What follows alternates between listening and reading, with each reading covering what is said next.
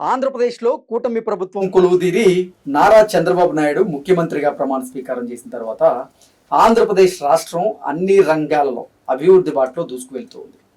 ఎన్నో కార్పొరేట్ సంస్థలు, ప్రభుత్వ రంగ సంస్థలు ఇప్పుడు ఆంధ్రప్రదేశ్ వేదికగా భారీగా పెట్టుబడులు పెడుతూ ఉన్నాయి. ఇప్పటికే ప్రైవేట్ రంగ సంస్థలు ఆంధ్రప్రదేశ్లో పెట్టుబడులు పెట్టేందుకు ప్రభుత్వంతో ఎంఓయూలు కూడా కుదుర్చుకున్నాయి. విశాఖ కేంద్రంగా ప్రముఖ ఐటీ దిగ్గజ సంస్థ అయినటువంటి గూగుల్ డేటా సెంటర్ని ఏర్పాటు చేయబోతుంది. అలాగే సిఫీ డేటా సెంటర్ రాబోతుంది, టీసీఎస్ డేటా సెంటర్ కూడా అక్కడ వచ్చేటువంటి అవకాశం అయితే స్పష్టంగా కనిపిస్తోంది. ఇప్పుడు విశాఖ అన్ని రంగాల్లో కూడా అభివృద్ధి బాటలో దూసుకు వెళ్తున్నటువంటి నేపథ్యంలో విశాఖలో రియల్ ఎస్టేట్ కూడా పుంజుకుంటుందని, ఒకవేళ విశాఖ రియల్ ఎస్టేట్ పరంగా గనక పుంజుకుంటే అది హైదరాబాద్ మీద ప్రభావం చూపించేటువంటి అవకాశం ఉంది అనేటువంటి వార్తలు వస్తున్న క్రమంలో వీటి మీద మనం పూర్తి స్థాయిలో విశ్లేషణ చేసుకుందాం. ప్రస్తుతం మనతో పాటున్నారు ప్రముఖ real estate expert Nanduri Ravikumar గారు. వారితో మాట్లాడుతారు. సార్ నమస్తే. సార్ నమస్తే. రియల్ ఎస్టేట్ రంగం పరంగా విశాఖ గనక పుంజుకుంటే ఆ ప్రభావం భారీగా హైదరాబాద్ మీద పడొచ్చు అనేటువంటి వార్తలు వస్తున్నాయి. దీని మీద మీ విశ్లేషణ ఏంటి సార్? మీరు విశాఖలో రియల్ ఎస్టేట్ రంగము పుంజుకుంటే అంటున్నారు, కానీ నా ఉద్దేశంలో ఆల్రెడీ అమరావతిలో పుంజుకుంది. ఓకే, అమరావతిలో పుంజుకుని అమరావతిలో రేట్లు ఆల్రెడీ పాత అంటే మన 2019 రేట్స్ ఏవైతే ఉన్నాయో ఆ రేట్స్కి వచ్చేసింది. ఎందుకంటే 2019 నుంచి 24కి ఆ అమరావతిలో ప్రోగ్రెస్ లేకపోబట్టి అక్కడ ప్రభుత్వం వేరే ప్రభుత్వం ఉండటం బట్టి రేట్లు తగ్గాయి. కానీ ఇవాళ మళ్ళీ 2019 రేట్స్ వచ్చేసింది, అంటే మళ్ళీ ఆ రేట్స్ పీక్ రేట్స్ వచ్చేసాయి. ఇవాళ అంటే అమరావతి ఇప్పుడు క్యాపిటల్ రీజన్ కాబట్టి నిజంగా అక్కడ రియల్ ఎస్టేట్ పెరుగుతుంది అనడంలో ఎటువంటి అయితే లేదు, పెరిగింది. కానీ విశాఖ వస్తున్నా అక్కడికే వస్తున్నా. ఆల్రెడీ ఆ ప్రభావం పెరిగిన దాని ప్రభావం అక్కడ పెట్టుబడులు పెట్టడం, ఆ పెట్టుబడులు పెట్టడం వల్ల ఆల్రెడీ ఇక్కడ నుంచి ఉపసంహరించుకుని అక్కడ పెట్టుబడి పెట్టారు. ఎగ్జాక్ట్లీ. తెలంగాణకి ఈ రోజున స్తబ్దతతో ఉన్నాయి రేట్లు, ఈ రోజున మార్కెట్ పుంజుకోవట్లేదు అని అంటే one of the reasons is this. Already we are affected. Okay, అది అమరావతి దెబ్బ అయిపోయింది. దెబ్బ మీద దెబ్బ వైజాగ్. అది ఎందుకు? మీరు చెప్పిన డేటా సెంటర్స్ ఇక్కడ ఉన్నాయి. మనకి అమెజాన్ డేటా సెంటర్ ఉంది, మనకి కొన్ని డేటా సెంటర్స్ చాలానే వస్తున్నాయి. జీసీసీలు కూడా వస్తున్నాయి, ఇప్పుడు గ్లోబల్ క్యాపబిలిటీ సెంటర్స్ కూడా అవి కూడా వస్తున్నాయి ఇక్కడికి. కానీ అక్కడ రాబోతున్నటువంటి పెట్టుబడి అండ్ గూగుల్ వాడికి first time out side US biggest largest data centre is going to be in Vizag. 1,38,000 కోట్ల రూపాయల పెట్టుబడిని అక్కడ కేంద్రంగా ఒకే ఒక సంస్థ. అండ్ అది that is going to happen in the coming 3 years. And అక్కడ ఆల్రెడీ వాళ్ళకి 3 ప్లేసెస్ చూపించారు. 3 ప్లేసెస్ లో అది రాస్తుంది. 3 ప్లేసెస్ లో బోర్డ్స్, సైన్ బోర్డ్స్ తో సహా పెట్టడం జరిగింది. సో ఇట్స్ ఎ రియాలిటీ, అంటే ఇట్స్ గోయింగ్ టు హ్యాపెన్. ఎవరేమన్నా ఇట్స్ గోయింగ్ టు హ్యాపెన్. అయితే ఏంటంటే వీళ్ళు డేటా సెంటర్స్ పెట్టడం బట్టి వాటర్ కన్జంప్షన్ చాలా ఎక్కువైపోతుంది, వాటర్ స్కేర్సిటీ వస్తుంది, సిటీ కాస్ట్లీ అయిపోతుంది. ఇవన్నీ గొడవలన్నీ వేరే గొడవలు పెట్టినప్పటికీ కూడా ఆల్రెడీ గవర్నమెంట్ కమిట్ అయిపోయింది, గూగుల్ వాళ్ళు కమిట్ అయ్యారు. కాబట్టి ఇది డెఫినెట్ గా నిజం కాబోతుంది. ఇది ఒక ప్రాబ్లం. రెండోది, ఇప్పుడు ఎప్పుడైతే గూగుల్ వచ్చారో మీరు అన్నట్టుగా చిన్నవి మన సంస్థలన్నీ కూడా భారతీయ సంస్థలు, టీసీఎస్ కానీ, ఇప్పుడు ఇన్ఫోసిస్ కానీ, కాగ్నిజెంట్ మళ్ళీ యూఎస్ బేస్డ్, వీళ్ళు కూడా అక్కడ చిన్న అవుట్లెట్స్ వాళ్ళు కూడా ప్లాన్ చేశారు. చిన్న అంటే ఆయనతో వాటితో పోలిస్తే ఇది చిన్నది, అంతేగా that itself is very big. So employment generation, IT generation, IT hub, IT capital గా వైజాగ్ మారుతుంది. అండ్ వైజాగ్ కి ఆ మారడానికి కారణం ఏంటంటే దానికి ఉన్నటువంటి నేచర్ ఏదైతే ఉందో, ప్రకృతి ఏదైతే ఉందో, సంథింగ్ వి కాంట్ ఈవెన్, అంటే మనం ఎట్లా చేయలేం, సాహసం అనమాట. అది మన అంత చక్కటి అందమైనటువంటి ప్రదేశం అది మీరు నేను వర్ణించలేము అనమాట. మనకు పదజాలం లేదు అలాంటి వర్ణించడానికి.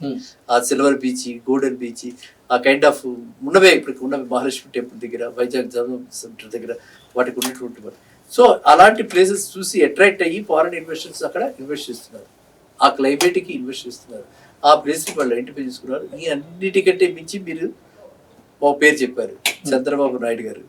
ఓకే, ఆయన విజనరీ, ప్రూవెన్. దీనికి నేను మీరు చెప్పే ప్రూవ్ ఆల్రెడీ ఆయన వల్లే కదా ఇవాళ మనకి హైటెక్ సిటీ ఇంత చక్కగా బాగా డెవలప్ అయింది, బ్లూ ప్రింట్ అయింది. మిగతా వాళ్ళు వచ్చిన వాళ్ళు కూడా దాన్ని ఫాలో అయ్యారు కాబట్టి మనం ఇక్కడ ఉన్నాం సేఫ్ గా.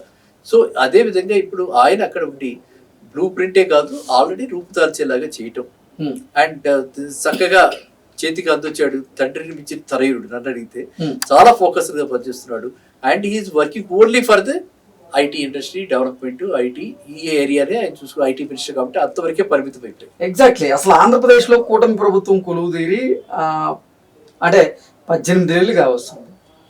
ఈ 18 నెలల కాలంలోనే భాగస్వామ్య సదస్సు ద్వారా కానివ్వండి, లేదంటే ప్రభుత్వ ప్రైవేట్ రంగ సంస్థల ద్వారా మొత్తంగా 20 లక్షల కోట్ల రూపాయల మేర పెట్టుబడుల రూపంలో ఆంధ్రప్రదేశ్కి వచ్చాయంటే నిజంగా ఆంధ్రప్రదేశ్ రాష్ట్రం రాబోయేటువంటి రోజుల్లో ఆంధ్రప్రదేశ్ రాష్ట్ర రూపురేఖలు ఏ రకంగా మారబోతుంది అనే దానికి దీన్ని ఉదాహరణగా తీసుకోవచ్చు. కరెక్ట్, మీరు చెప్పిన పెట్టుబడులు ఎందుకంటే అవన్నీ మనము ఒక ఐటీ రంగంలో నేను లోకేష్ బాబు గురించి చెప్తున్నాను తప్పితే మీరు చెప్పిన పెట్టుబడులు ఎక్కడైతే సీ కోస్ట్ ఉందో సీ కోస్ట్ అంతటా కూడా అండ్ టూరిజం 25 ప్లేసెస్ వాళ్ళు ఐడెంటిఫై చేశారు. ఇప్పుడు మనకి ఋషికొండ ఇవన్నీ ఉన్నాయి కదా, they are turning out to be tourist place now. మనకి సింహాచలం ఉంది కదా, సింహాచలం పూర్తిగా మాడిఫై చేస్తున్నారు. అరకు వ్యాలీ ఉంది కదా, దంపసంగి ఉంది కదా, అసలు ఆ ప్లేసెస్ అన్ని కూడా ఇంటర్నేషనల్ మ్యాప్ లోకి వెళ్ళబోతున్నాయి. అంటే కాఫీకే ఇంటర్నేషనల్ స్థాయి గుర్తింపు అయితే వచ్చింది.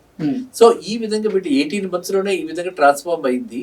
ఇంకా బ్యాలెన్స్ మనకి ఇంకా 3.5 years ఉంది.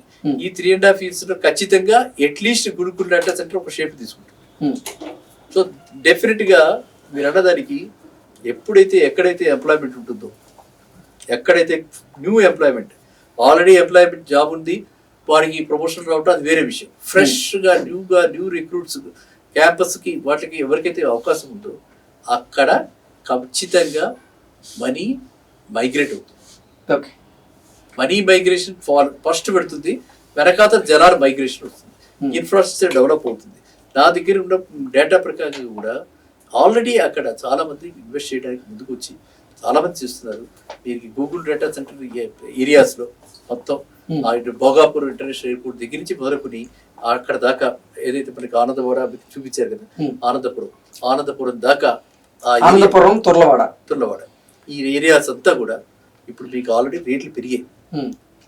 అండ్ ఇన్వెస్టర్స్ అంటే ఏంటి, వాడు తెలంగాణలో ఇన్వెస్ట్ చేయాలా, ఆంధ్రలో ఇన్వెస్ట్ చేయాలా, బాంబేలో, గోవాలో, దుబాయ్లో, తెలుగువాడు దుబాయ్లో చాలా మంది ఇన్వెస్ట్ చేస్తున్నారు. నేను మన దుబాయ్ వెళ్ళి చూసి వచ్చాను, మొన్న 3 రోజులు నేను కూడా దుబాయ్ వెళ్ళి వచ్చాను వాడు ఇన్వైట్ మీద. So it's different all together different concept అనమాట. 1% మనం అక్కడ ఇల్లు ఓన్ చేయొచ్చు, ఓన్లీ 1% కట్టి మనకు వస్తుంటుంది ఇల్లు. ఆ విధంగా మనకి తెలుగు వాళ్ళ గురించి మాట్లాడి వాళ్ళకి చెప్పే 3 days మనకి ఫ్రీ స్టే ఇస్తాను చూపించడానికి దుబాయ్లో. సో ఇప్పుడు ఆంధ్రాలో, ఇప్పుడు వైజాగ్లో మనకి ఇప్పుడు చాలా మంది తెలంగాణ వాళ్ళు వైజాగ్ వెళ్ళి అంటే ఏంటి, తెలంగాణలో పుట్టి పెరిగి రూటెడ్గా ఉన్న వాళ్ళు కూడా they are going to Vizag. Andhra వాళ్ళు ఆంధ్రాకి వెళ్ళిపోవడం కాదు, ఇక్కడ బాగా క్లియర్గా చెప్తున్నారు. తెలంగాణలో పుట్టి పెరిగి ఇక్కడ ఎందుకంటే వాళ్ళ ఇన్వెస్టర్స్, వాళ్ళకి ప్రాంతాలతోటి బంధం లేదు, ఓన్లీ బంధం ఎక్కడ నాకు వస్తుంది, ROI ఎక్కడ అభివృద్ధి జరుగుతున్న చోట అక్కడ వాళ్ళు అంతేనా. సో అందువల్ల ఖచ్చితంగా అది అక్కడ విజిబుల్ గా కనిపిస్తుంది కాబట్టి విజిబుల్ ఇక్కడ మనది ఇంకా రూపం దాల్చాల, కార్యరూపం దాల్చి గ్రౌండ్ లెవెల్లో యాక్టివిటీ కనిపిస్తే అప్పుడు మీరన్న కంపారిజన్లో ఏమైనా రావచ్చు. కానీ ప్రస్తుతం అయితే చాలా మటుకు ఎవరైతే ఇన్వెస్టర్స్ ఉన్నారో వాళ్ళు వైజాగ్ వైపే మొగ్గు చూపిస్తున్నారు. నేనైతే అది నిస్సందేహంగా మీకు చెప్పగలుగుతున్నాను అనమాట.